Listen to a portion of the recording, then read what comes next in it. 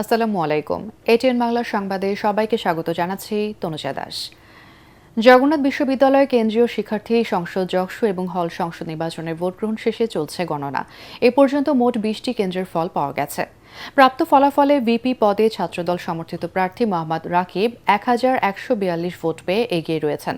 বিপরীতে ইসলামী ছাত্র শিবির সমর্থিত রিয়াজ পেয়েছেন 1031 ভোট। তবে জিএস এবং এজিএস পদে শিবির সমর্থিত প্রার্থীরা এগিয়ে আছেন। জিএস পদে আব্দুল আলিম পেয়েছেন 1076 ভোট, যেখানে ছাত্রদল সমর্থিত খাদিজা পেয়েছেন 570 ভোট। আর এজিএস পদে মাসুদ রানার 1020 ভোটের বিপরীতে ছাত্রদল সমর্থিত তানজিল পেয়েছেন 898 ভোট। এর আগে মঙ্গলবার রাত 9:30টার দিকে ভোট গণনার মেশিনে কারিগরি ত্রুটি দেখা দিলে গণনা কার্যক্রম সাময়িকভাবে বন্ধ রাখা হয়। দীর্ঘ বিরতির পর সমস্যা সমাধান শেষে আবার ভোট গণনা শুরু করে নির্বাচন কমিশন। বাকি কেন্দ্রগুলোর ফলাফল ঘোষণার সঙ্গে সঙ্গে যশোর নির্বাচনের চূড়ান্ত চিত্র আরও স্পষ্ট হবে বলে জানিয়েছেন সংশ্লিষ্টরা। আগামী রবিবার 4 দিনের সফরে উত্তরাঞ্চলে যাচ্ছেন বিএনপির ভারপ্রাপ্ত চেয়ারম্যান তারেক রহমান।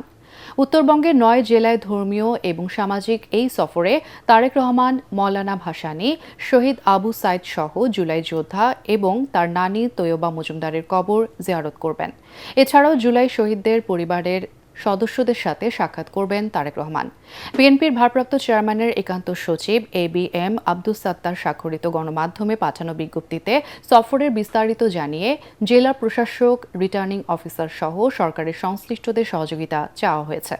চিঠিতে সফরে কোনোভাবেই নির্বাচনী আচরণবিধি লঙ্ঘন করা হবে না বলে জানানো হয়েছে। রবিবার সকালে ঢাকা থেকে সড়ক পথে টাঙ্গাইল, সিরাজগঞ্জ হয়ে বগুড়ায় পৌঁছে সেখানে রাত্রি যাপন করবেন তিনি। পরদিন রংপুর, দিনাজপুর ও ঠাকুরগাঁ যাবেন বিএনপির ভারপ্রাপ্ত চেয়ারম্যান। 13 জানুয়ারি পঞ্চগড়, নীলফামারী, লালমনিরহাটে দোয়া মাহফিলে অংশ নেবেন তারেক রহমান। পরদিন রংপুর, বগুড়া হয়ে ঢাকায় ফেরার কথা রয়েছে তার। গত 25 ডিসেম্বর দেশে ফেরার পর দীর্ঘ 1.5 যুগ শেষে প্রথমবারের মতো ঢাকার বাইরে সফরে যাচ্ছেন তারেক রহমান।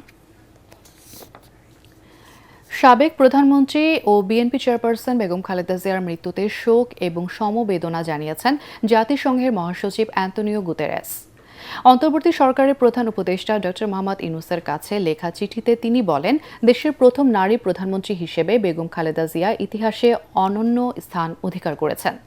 বহু বছরের জনসেবা এবং নেতৃত্বের মাধ্যমে তিনি মানুষের মনে ভালোবাসার স্থান অর্জন করেছিলেন বলেও চিঠিতে উল্লেখ করেন জাতিসংঘ মহাসচিব।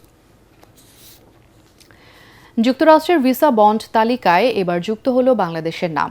এর ফলে বাংলাদেশি নাগরিকদের ব্যবসা এবং ভ্রমণ ভিসায় যুক্তরাষ্ট্রে প্রবেশের আগে সর্বোচ্চ $15,000 পর্যন্ত জামানত দিতে হবে। তবে এটা ফেরতযোগ্য জামানত।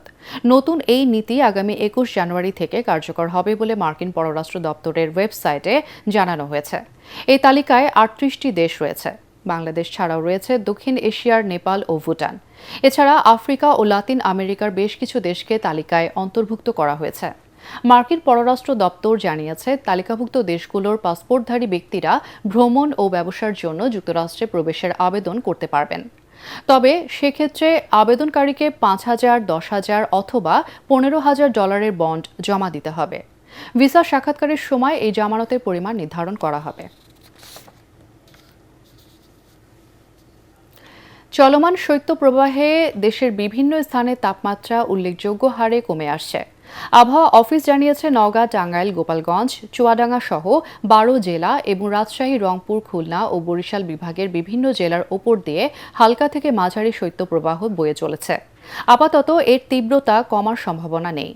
আজ দেশের সর্বনিম্ন তাপমাত্রা রেকর্ড করা হয় নওগাঁয় 6.7 ডিগ্রি সেলসিয়াস। এই অবস্থা আরও 5 দিন অপরিবর্তিত থাকবে বলে জানিয়েছে আবহাওয়া দপ্তর। দর্শক, যশোর নির্বাচনের সবশেষ ফলাফল আমাদের হাতে এসে পৌঁছেছে। জগন্নাথ বিশ্ববিদ্যালয় কেন্দ্রীয় শিক্ষার্থী সংসদ জকসু এবং হল সংসদ নির্বাচনে ভোট গ্রহণ শেষে চলছে গণনা। এ পর্যন্ত মোট 20টি কেন্দ্রের ফল পাওয়া গেছে। প্রাপ্ত ফলাফলে ভিপি পদে ইসলামী ছাত্র শিবির সমর্থিত রিয়াজ পেয়েছেন 1956 ভোট। তার নিকটতম প্রতিদ্বন্দ্বী ছাত্রদল সমর্থিত প্রার্থী মোহাম্মদ রাকিব পেয়েছেন 1875 ভোট। তবে জিএস এবং এজিএস পদে শিবির সমর্থিত প্রার্থীরা এগিয়ে আছেন।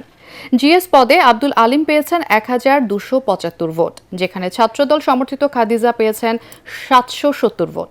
আর এজিএস পদে মাসুদ রানার 1020 ভোটের বিপরীতে ছাত্রদল সমর্থিত তানজিল পেয়েছেন 898 ভোট।